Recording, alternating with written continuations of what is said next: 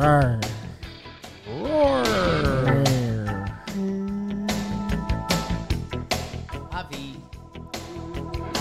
Hello and welcome back to another team profile and projection here on Talkin' Baseball, where we are doing an episode a day every day until opening day, and we're talking about your Motor City Kitties. Finished second in the AL last year, winning 78 games. Are they going to be better? A lot of people think they can do better. Jake, what did this team add? Jim, they added some MLB guys. And speaking of guys, Trevor Plouffe and my tequila buddy, Jack Flaherty. Trev's tequila buddy / ignores him on the plane, Kenta Maeda. Couple guys in the bullpen, Shelby Miller, Andrew Chafin, and how about Mark Canha? He'll get on base for you, play some left field. Who they lost? Erod. That one's going to hurt. Gave them a good chunk of starts last year. Also, some guys that were in their bullpen. Cisnero, Turnbull was floating around there for a while. Zach Short is going to hurt them. It's kind of like a compound fracture.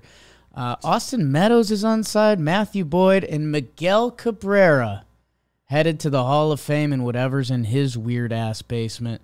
Trev, what's that lineup looking like? What is in his basement? Also, what is Detroit-style pizza? I have no idea, but that's the thing. The best. Okay. The lineup isn't necessarily set as far as the order, especially at the top here at the leadoff position. Right now, we're going with Parker Meadows, Austin Meadows' big old brother. He can get on base well enough. There is some swinging with stuff there, so there could be a revolving door there until they find out who is going to stick. Maybe Colt Keith. We got Parker Meadows up top. Riley Green, big stud, right field.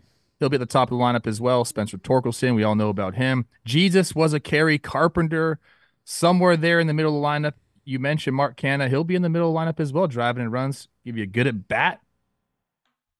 Hit some bombs for you. Colt Keith never played a major league game, but he's already got that deal. He looks like the real deal. His minor league numbers are very impressive, and they have all the peripherals to make you think he'll stick at the major league level as well. Javi Baez towards the end of the lineup, which is crazy. They need him to step up and have a better year after a good offseason. Zach McKinstry, Jake Rogers will be splitting some of the catching duties with Carson Kelly. On that bench, Akil Baddoo, Andy Ibanez, and Matt Vierling, who I love. So they have a pretty decent lineup here. A bunch of guys that we're familiar with, some young prospects they think could really bolster the lineup. So there's room for growth, and I think there's already enough established hitters in here to be a threat as well. James, what about that rotation? The rotation's interesting. Jake mentioned a lot of these guys because there's some newcomers, but you got Tariq Skubal. The pronunciation game has me saying it Tarek, but I go like Derek. Really? Yeah. Yes. So I've been Tarek wrong my Skubal. whole entire life. Tarek. Like Derek, Tarek. I like Tariq way more. Jack Flaherty. He's a friend. Kenta Maeda. They both got added. Matt Manning. Righty pitcher Reese Olson. Names to watch: Casey Mize, Sawyer Gibson Long. Always watch out for Sawyer Gibson Long, and Alex Fado. Alex Lang will be closing it out. Jason Foley, Will Vest. Don't know. Joey Wentz, long reliever. Shelby Miller, Andrew Chafin. He was having a catch down yesterday. I saw that on Twitter. Andrew Chafin's having a catch with Alex Lang, I believe. Holton and Diaz round out. Names to watch: Bo Brisky. And always, because he threw up on the mound that one time. Those are your Tigers. Jake, What's your first thought, Jake? Those are your Tigers. I think I have good news for the people. I think the teams have taken a step up. What's that step mean? We'll find out. But, we had a couple teams in this TPP range last year, Trev, that people were kind of lower on because they hadn't done much yet. I think, we're kind of in Texas Rangers and Snakes range from last year. I don't know if that's going to be these Detroit Tigers, but I think we're going to stumble and bumble all over each other a little bit because just in our little pregame discourse, I know you guys were kind of liking the lineup, a little nervous about the pitching. I'm kind of opposite. I'm worried about the holes and depth in their lineup. I will say I love that they locked up your boy, Colt Keith, because, A, that's going to lead to some cool nicknames. The guy's name is Colt Keith. On every prospect list, he's been listed as a third baseman for years. They're saying he's going to be their everyday second baseman. So us, looking at different available second basemen all year, they said, nope, we're just going to make this guy the guy. No spring training story about it. Get settled in. You love that. They've got some platoon options at third. I guess I'm worried that their lineup can end up with some big holes in it again. And coming off last year where they finished 28th in OPS, 27th in batting average, like it just feels the Detroit Tigers have struggled to hit for a while now, and I feel like that burden's not going to be off their back until it's officially off their back, but they do have a couple young guys that can turn the page. Bob Seeger. Ooh.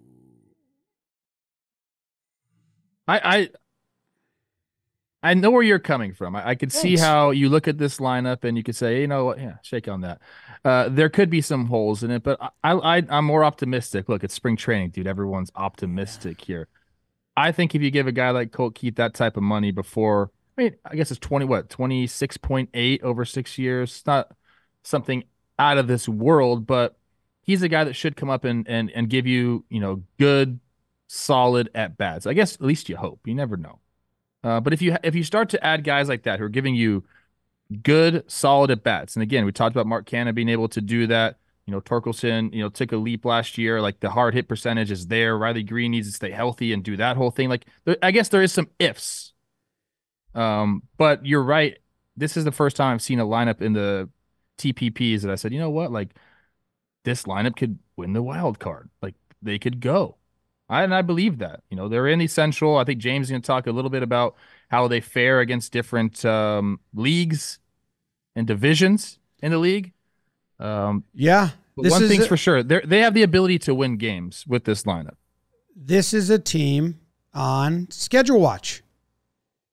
And I was just in the Reddit for these Tigers, looking at what their fans are saying. They had a nice thread. Where do you think is realistic? And some of the top comments were like, it's April schedule watch. Hinch has been bad in April. His Tigers have slow starts, and that's not good. So in 2021, I looked at those game logs. It was bad. They were 8-19. 2022, 7-13. Last year, 10-16 in April. Their schedule's a little softer this year in April than last year. Like last year, they had 2 against Baltimore, who ended up being, 100-win team. Houston, they played Tampa. So they had a lot of tough series out the gate. But it's not that soft this year. They do get Pittsburgh and the A's right away. So that's 2 nice ones. But then you have the Twins twice. That's tough to play the Twins twice because you're going to be competing with them for the division if everything's going how you want it to, Tigers fans. And then you got the Royals at the end. So we're a little bit on April schedule watch. Can you get off to a hot start? You're in contention for the wild card this year. So you got to tackle every month. Maybe they didn't realize last year, like how hurtful a bad April could be. On the other end, another big storyline last year was they crushed the division. They had the best record against the AL Central out of all AL Central teams. And I have a quote from Scooble right here, because he just showed up in Lakeland as we record this. And he said, the eyes are set on the division. Win the division. You get in the playoffs and anything can happen. We've got to be a little better early in the year. I thought we played our division really, really well last year. So do that again. So he's all over it. Like schedule watch and opponent watch, the Jimmy Lytics that I love. I like the Baseball Reference detailed standings page. He's all over it. The thing that he didn't mention, the AL East absolutely slaughtered him last year. They had the worst record in all of baseball against the AL East. They went 7-25. If they just can go like slightly below 500, they're looking a lot better in the standings last year. Like probably a 83, 84 win team. So that's, not factoring in the players, the new guys, the new stuff around the league. But yeah, they had some real soft like splits schedule-wise. It's clearly on Scooble's mind. So you're thinking the Yankees clubhouse guys were messing with their food. They didn't play well in the East. I think that's what you just said right there. I think they didn't think of themselves as winners. That's crazy. What's that? I think they didn't think of themselves as winners. Now this year they're going to get up for all these tougher teams, or these April series. They're going to be all over it. They were like, yeah, the Central stinks. We can beat these guys. And they beat them easily. Yeah, isn't that kind of the thing though? Is like that's just what happened. I mean, Baltimore was really good. The Yankees, for all their faults, like still a pretty dang good baseball team. Like there was good baseball being played in the AL East last year, and just not that great of baseball being played in the Central, essentially. Yeah. So, yeah, they went 1-5 against the Red Sox, and 2-5 against the Yankees, and those teams weren't special last year. No, 1-5 against the Rays. 2-4 against Toronto. Take that, Toronto, losers. All right. That's what I got. I'm looking at weather splits too, so I'll get back to you on that later. Like that. I'll tell you why the rotation is iffy to me, Jake. Okay. I think there's going to be a lot of turnover during this season. We've got a lot of guys either coming off injuries, Casey Mize, off of TJ. We got a bunch of guys who had their innings limited last year. So like you can't just jump from, 75 to 100 innings all the way up to like 180. So there's going to be turnover there. I think you're going to have Skubal at the top. We'll see, what's Jack going to give us this year? Is he going to give us 180 innings, like of good ball? I would love to see that, but I mean, I don't know how you can necessarily count on that. Same with Maeda. He hasn't thrown those innings in a long time. So you're going to have some sort of piggyback situation, some sort of 6-man rotation. You're probably going to need 7 to 8 starters giving you innings throughout the season. And really, I don't know if you can really count on that. Like, is there an ad coming somewhere in that rotation during the regular season? Is it, hey guys, we're running the table here in the Central. We're in first place and it's June. Like, can we get some help too in the rotation? It can happen. Their prospects right now are very, very much position player heavy. They got our guy Jackson Jobe. We don't know how to say his name necessarily, but he's a stub. He's a baby. So like a lot of their prospects are position players. There's not a lot of help on the way. So they either got to turn some of those upper level minor leaguers into something in spring training and use them during the season, or they got to go out and get help. I just think that there's innings there that aren't accounted for necessarily in that rotation. Whenever you have that and there's question marks like that, it's like, that's where I get a little iffy, on a team when I'm looking at the rotation. Already, it's not great name brand stuff there. There just isn't. And that's okay. Guys step up here and there, but we're talking, we need like 4 guys in this rotation to step up and have better years than they did last year. That's a lot to count on for me. And so for that reason, I'm a little out on the Tigers rotation. Yeah, I guess the thing for me is I'm spinning that a little more half glass full. There's been a lot of injuries on the Detroit Tigers rotation the past couple years that has allowed other guys to get opportunities, and some guys are coming back. So if you could get the full year from Skubal, because his last 2 seasons now, I mean, great. Some of the numbers are like gross, like a guy, like a 1. And like even guys that are now depth pieces for them, Fado, who we mentioned, like that guy started games for them. Right now, he's not penciled in the rotation. So what you're saying is true. Like, yes, you're not looking at a rotation that it's like, wow, these, 4 horsemen are going to give them 160 plus. No, that's not going to happen. But do I believe in like Maeda or Flaherty to click? Yes. I mean, it's a pitcher's ballpark. Like Michael Lorenzen made the All-Star team with Detroit last year. That shouldn't be shots fired at Michael Lorenzen. It's a good pitcher's ballpark. Like, I guess that's where my mindset keeps jumping back to, is that you can find pitching in a season with Detroit. Like, that's a big old ballpark. Pitcher gets hot. I mean, Reese Olson put some numbers up last year. Like, the advanced stats didn't like him. And maybe he's a loophole. Maybe it's a little luck. Maybe it's a little of that stadium helping out a little bit. Maybe it's the cold weather in April. We're getting some weather splits on the way. Stay tuned. That I don't know. In their pitching, I see some depth, and I see options where it's like, can Matt Manning go? Like, he was a 1-9 pick. Can Casey Mize, a 1-1, give them something? And when you pair that with Skubal and say Maeda clicks, who, like, when that guy's right, Trev, you've seen it. I don't know. Like, I can see the pitching coming together here. And the other secret behind it is the bullpen has a chance too. Like, Tyler Holton last year, through like 85 innings to a 2-something ERA. And, you know, he's listed as a depth piece for them. Like Lang, is it Lang or Lange? That one always gets me. Lang. I be langing him up. He's a stud. Like, that guy's the truth.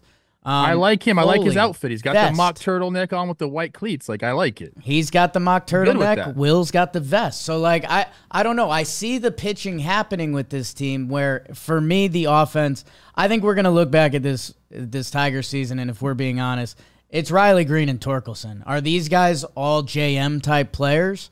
Or are they going to be, you know, are there injuries or inconsistencies of young players? Because they go. If they go, the Tigers go. And they might go. I like the lineup. I'm not going to disagree with you right there. I don't think it's just Torkelson and Green have to go. I mean, I think I don't want to say like they need they need 7 guys to have their best seasons, but like I think it's Javi Baez. Like, you can't have some guy that's supposed to be, you know, the quote unquote leader of your team giving you like a 540 OPS or whatever the heck he's giving them, 620 OPS. You know, you can't have that. Like, he needs to like find some way to be productive. And I think if that happens, you know, the rest of these guys are going to do what they're going to do, man. Like, Riley Green and Spencer Torkelson are going to give you a good season. I'm pretty sure that Colt Keats can have a decent rookie season.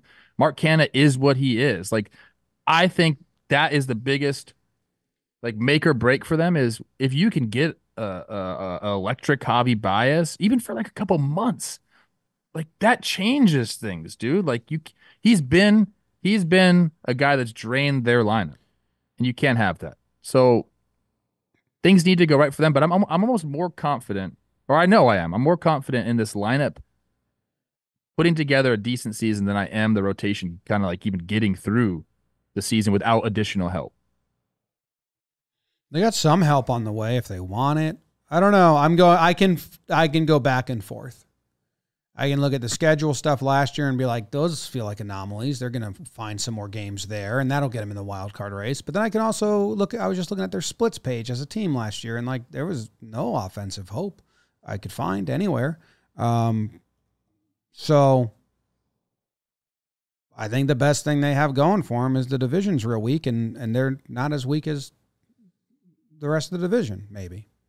Like, and that's just for the 2024 season. I do think movement's going in the right direction here, and they have a top minor league farm system. So hopefully, you know, even within the minors, they graduate some of their, like, I think they have 3 first-round picks that are like grading out really well. They got 5 in the top 100. So I'm not saying like as an organization we're not moving in the right direction. I'm just saying right now I can go either way. I can see a fighting for the wild card and getting in it, or I can see the Guardians like surprising you, or a team surprising you, and you end up, you know, around that 75 to 85 area, and you finish 3rd in the division.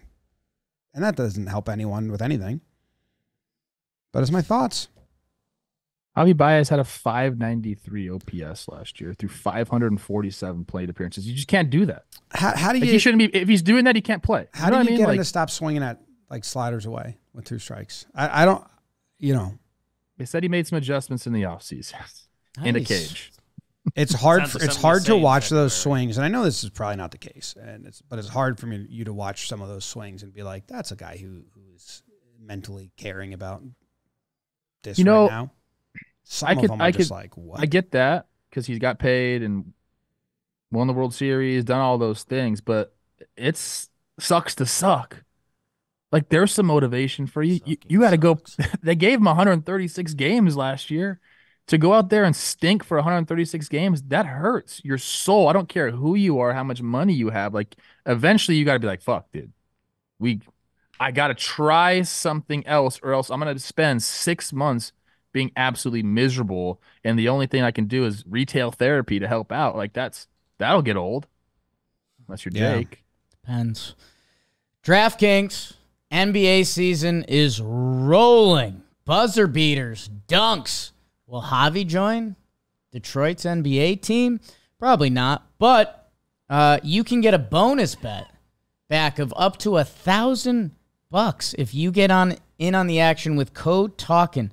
Minimum deposit $5. So download the DraftKings Sportsbook app now. New customers use promo code Talkin. Get a no-sweat bet. That's promo code Talkin only at the DraftKings Sportsbook. The crown is yours. Where's this over-under at?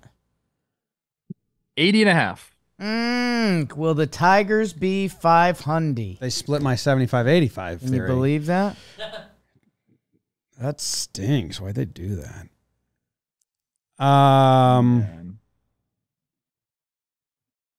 Okay. Here's the thing. Right. I'm getting seesaw. I'm getting tug of war, back and forth. Whenever they get those weather splits, how am I supposed to make my informed decision? The weather splits were tricky, and Always. I will be using them. I don't know if they apply to the Tigers that much. But I was in there and I was having fun. They were middle of the pack in cold games under 40 degrees. Okay. Offensively, they were like a 93 OPS plus, so they were below average, but not like awful. But they have more at bats, so I don't know how you grade all that out. I'm going over. I've been 82. I've been going first on these. For me, the offense has been so bad, and if I'm being honest, I believe in Green and Torkelson. Torkelson put up a 31 spot last year, home runs. Second half, he got a lot of better. That's what I was talking to some people in the Bronx about. And Riley Green, I think he's a stud too. And so then you start talking, is Parker Meadows, is Colt Keith. Go look at Colt Keith's baseball reference pick. Like, handsome. Like, kind of dating my daughter territory. I'm Colt Keith. She will be home by midnight. Like, there's going to be enough. There's going to be enough that clicks on offense that if they can get Detroit Tiger level pitching, which I think they can. Like, a lot of young guys performed for them last year. And I think there's a little bit of blood in the Central that I've been buying Tiger stock. I'll go with it now. I'm going over. When you were doing the midnight, was that like him being a gentleman or him being the bad boy? Both. It's kind of Texas. Like, I'm gonna Colton Keith. Like, I'm gonna take. She'll be home, but I bring her home. I'm telling you, it'll be midnight. Might not want to see her walk in the front door. Oh my God! You're taking your daughter, bro. Why do people always do that? Hey, Colton Keith follows me, so big fan. Vermont, it's the I don't like when people are like, I'm in stick, trouble with my daughter. I'm like, that's gross, dude. Why do you say that? My daughter's going to be an awesome, respectful woman. James, did you say over? Yeah, 82.5 wins. Jeez, guys. Sweep it. Well, we all went under last year, and we were all wrong. I like them being the stalking horse for the Twins. Like, hey, we got this guy coming up behind us. He's not on the same level as us, but at least he's pushing us. Okay. 4 games I like behind. that aspect. You're calling them a carrot? You get to 500. Trev, you're going to want the over when Jimmy shows you the picture after we cut this. 81 wins. They do finish 500. I take the over by a half a game. Mark that down, Beavers. That's a half a game over. Sweet. They need to be good so my Twins can fly. Rock City. Brian Anderson led the league with 2 home runs in under 40-degree temperature last year. Tied actually with Masataka Yoshida. I wonder if he's from Alex the cold Lang's part of look Japan. a lot. He's kind of a bad boy. Miggy Cab's out of the lineup, which was kind of like, hey, we're going to lose. Bobby Byatt.